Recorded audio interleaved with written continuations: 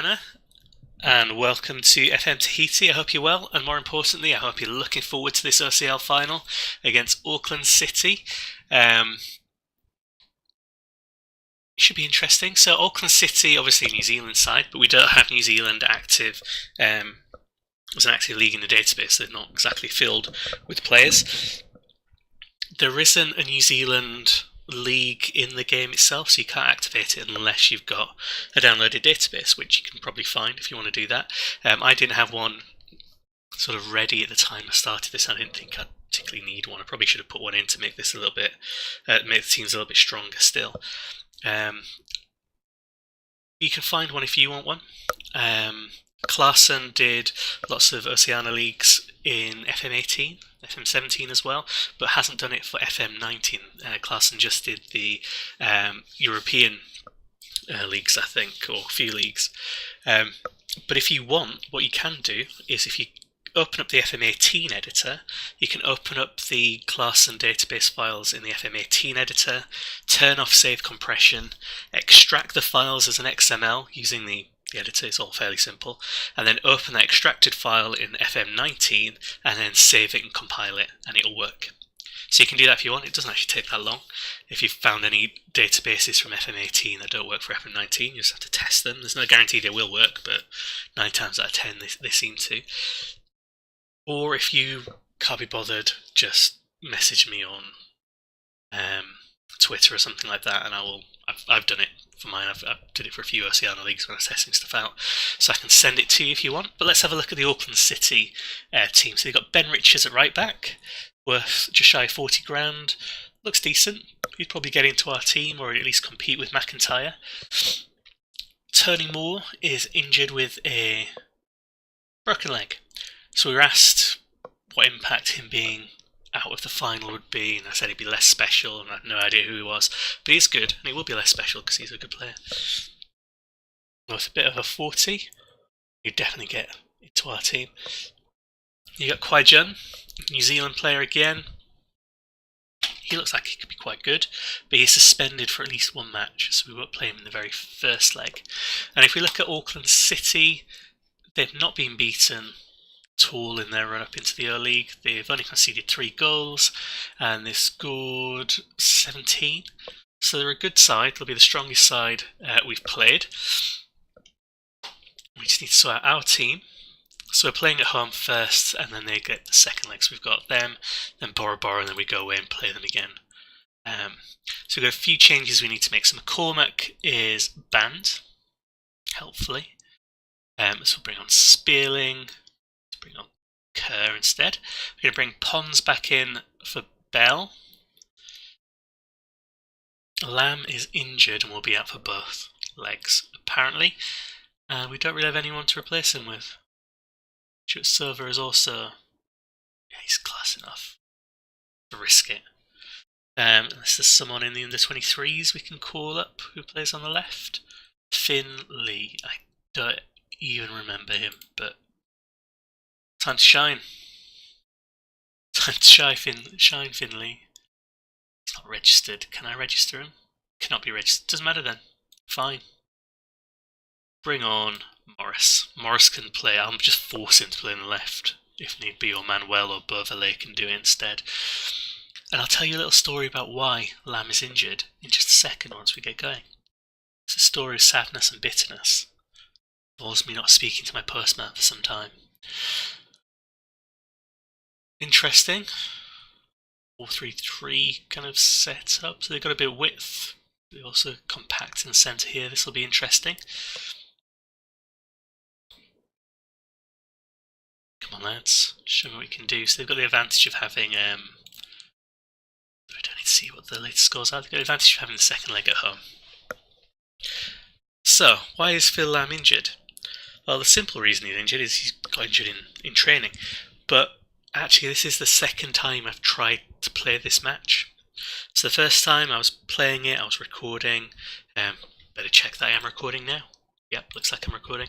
Yep, I was playing it, I was recording, and I heard the letterbox go, like kind of creaks a bit, and I knew there's a package I was expecting, and our postman is a little bit sly, quite often he will just try and post something and he won't knock on the door. And if there's something that can't fit through the post box, he'll just go somewhere else. If he can't see the car in the drive, then he just assumes we're not around, doesn't bother trying, even though, that more than one person lives in this building.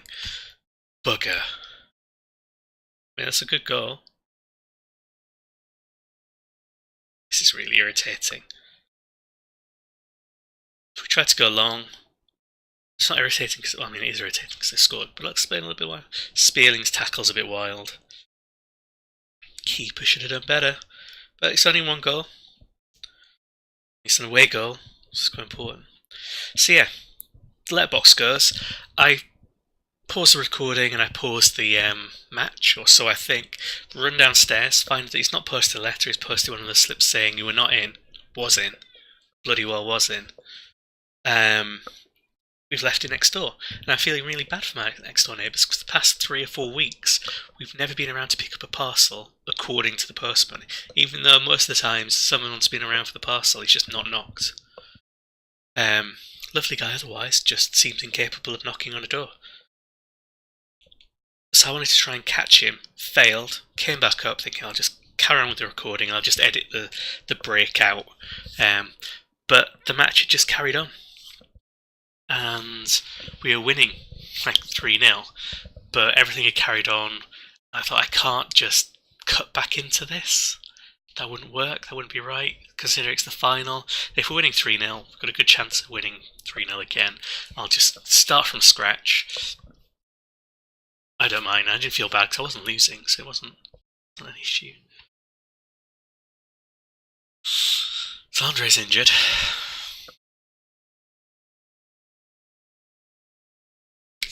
Gonna have to be Kerr. So yeah, in the other reality, Lamb wasn't injured.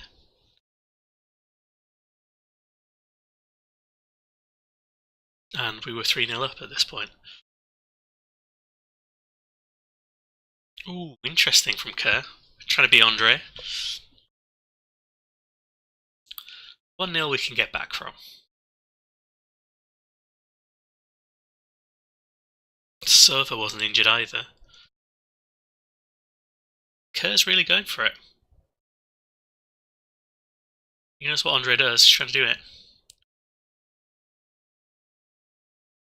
There we go. What was that? My computer actually kind of jumped a bit then. There was a bit of lag as he scored that. 15th goal of the season. What? Oh, he plays within the 23s. Boom. He had the fastest reactions in all of Row 2 to get that one in.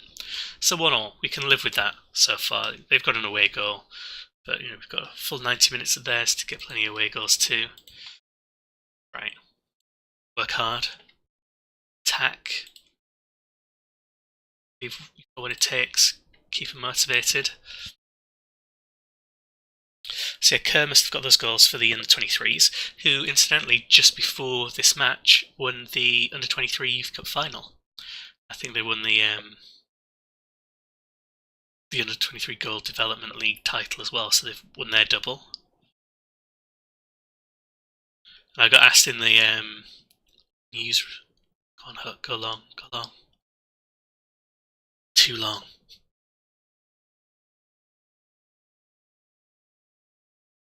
I got a news item asking me who I thought was a rising star. Go on.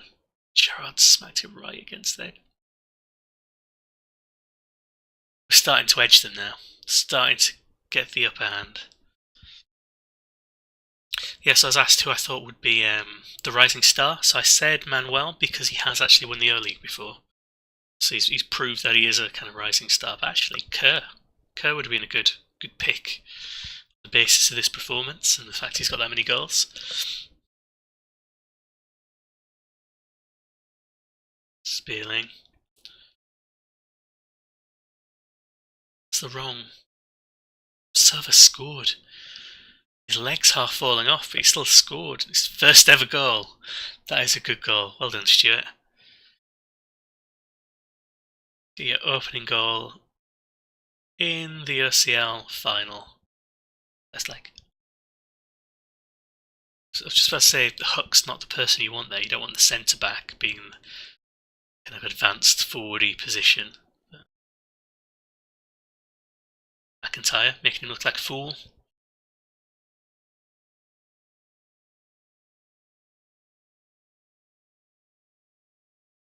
Oh, Yanin.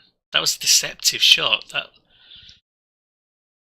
didn't think I was going in, but it just bounced into the corner.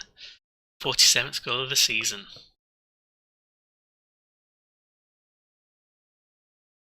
Look at this. Turns. Yeah. I mean, poor goalkeeper. The goalkeeper could have got that. So I might bring Dallo in off. Bring some fresh legs.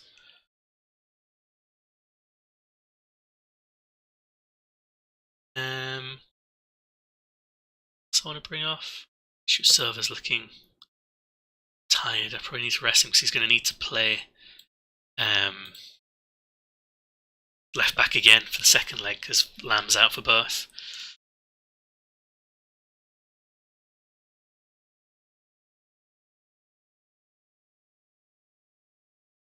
So at 3-1, I'm probably going to speak to my postman again.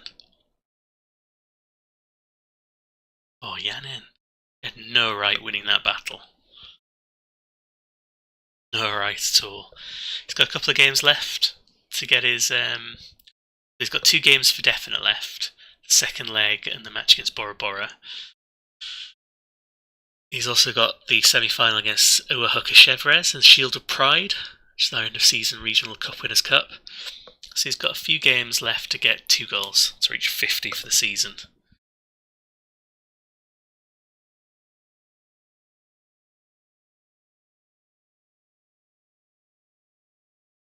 Hmm. 28 shots to their 6, so they got that opening goal, but otherwise we'd be on top.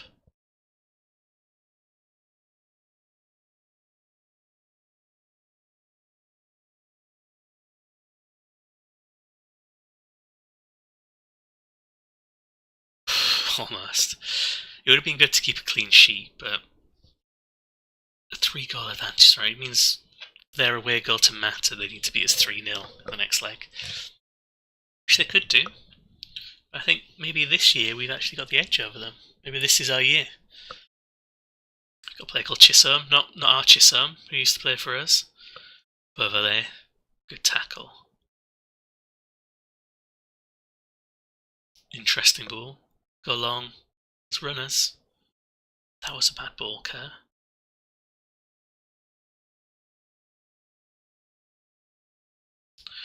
Kerr looks like he's got potential now. He's been with the club a couple of seasons, I think. Good ball for Yanin. One more, let's finish them. That's it, full time, 4-1. It looks like I might be talking to the postman again, if everything works out. If we end up losing, and those 3 goals would have been really useful over the 2 legs, then I won't be talking to the postman anymore. Pleasant as he is, really potentially screwed me over. But we'll come back for the second leg. I'll play the Bora Bora match. I'm not going to show that one because nothing is riding on that at all, and I'm just going to rest some players. So I'll be back in a second for the second leg where we're going to try and hold on and keep our lead. Okay, and we're back for the second leg. This is the pivotal point of the season. I played the match in between, which was against Bora Bora. Lower, well, not lower, middle, upper kind of table, no potential threat. And we lost 4-3. We shipped the most goals we have done in a long time. We actually played really well, but it was actually very close, obviously, and they won. I didn't actually end up resting that many players, so I was desperately trying to grind out the win. Yanin did get his 50th goal in that match, which worries me a bit as well, because maybe he's just not going to be that bothered about scoring against Auckland City now. But obviously our it was something ridiculous, like 22 league games unbeaten. That run came to an end, and we weren't able to finish on 69 points, which is the legacy I really wanted to leave for the Humpbacks. We'll have to get over that and just win in this Auckland City match, because we still got the title. Bora Bora getting out, it's fine.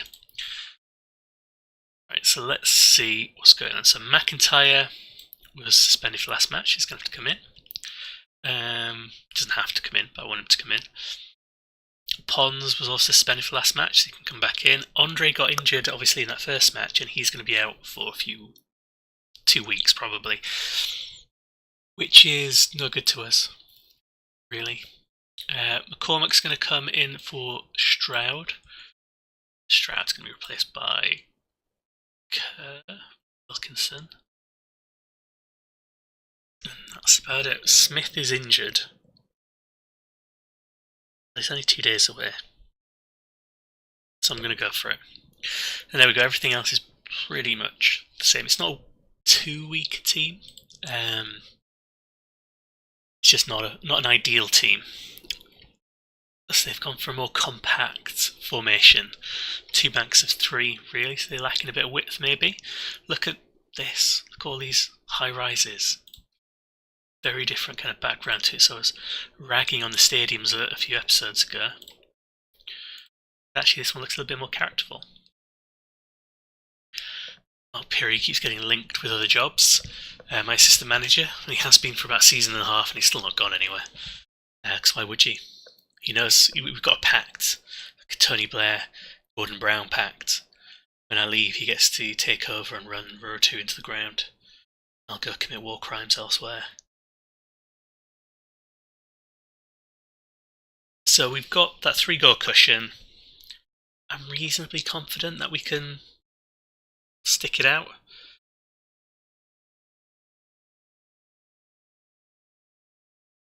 On an away goal. That's what we needed. Opportunistic rebound for Yanin. See how that works. His 51st goal of the season. Gerard's only on 35. Goes in. Their defender knocks it across, and then Yanin's there. Will do. So now they need to score 4 goals just to take it to extra time. And if we score another one, then they need 6 goals. Because 5 would still have the away goal advantage, 6 would be what they need to win it. So we're in a good position now. And it's probably less tense than they may have otherwise been. Half an hour in, winning 5-1 on aggregate.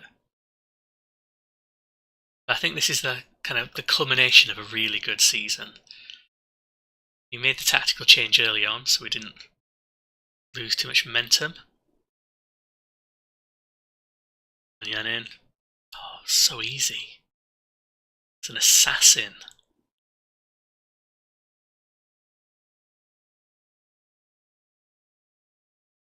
Pons just threads it through after his run.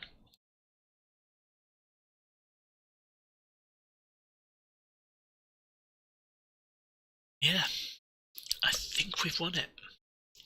Like I say, in combination of a good season, we made the tactical change.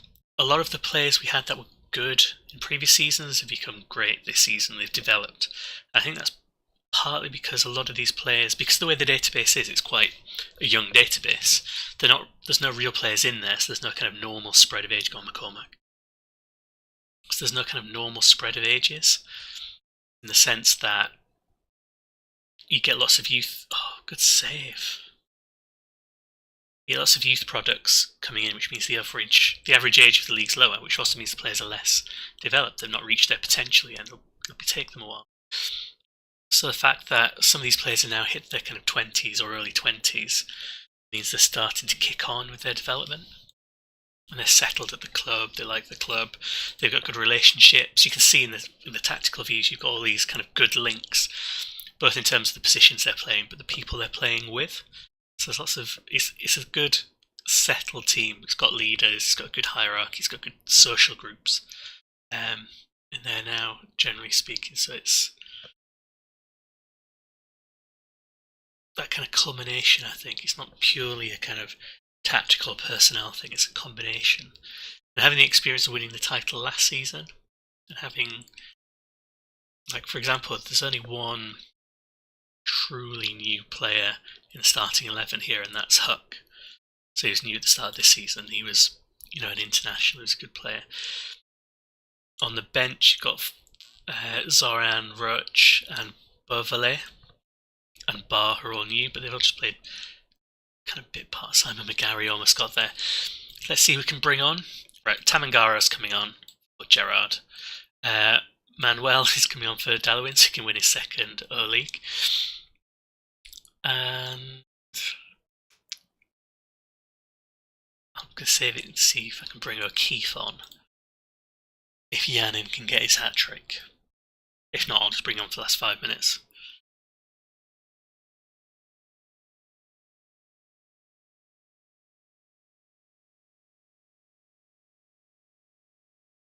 Server once taken off, it's not going to happen.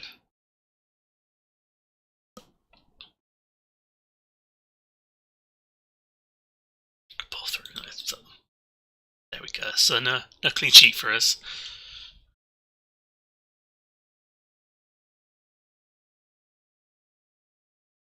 Just a good long ball. I think it's tiredness and lack of concentration from Marquesina.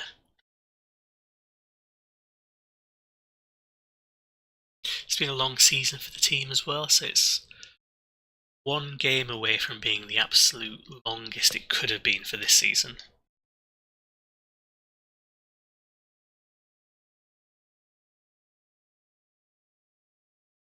Which might sound a bit weird, but basically we've got to the final in everything, apart from the Shield of Pride, and that's only because we've not played the semi-final yet. I imagine we'll get to the final of that too.